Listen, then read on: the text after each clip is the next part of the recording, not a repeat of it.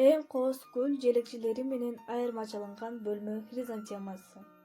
Европага 17-кылымдан баштап кеңири жайылган. Мекени Кытай. Учурда аталган гүлдүн ар кандай түрлөрү бардык жерлерге өстүрүүгө болот. Гүлдөп бүткөн хризантеманы көп учурда таштап жибербей, кийинки жылга чейин сактап коюңуз. Бул ыкманы колдонуу менен кайра калыбына келтирип аласыз. Будактарын кыркып, күн тийбеген жерге сактап, жаз келгенде сыртка алып чыгуу керек. Мүмкүн болушунча кененирээк идишке отургузуу зарыл. Ал кайрадан жаңы бутактарын чыгарып, күзүндө гүлдөө процессин улантат. Жумасына бир ирет гана сугаруу жетиштүү.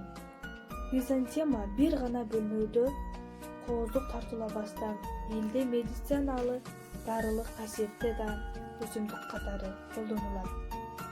Жалбырагын жана гүлүн тамакка болгон табитти ачууда, көз, ашказан, жүрөк ооруларынын алдын алууда колдонсоңуз болот.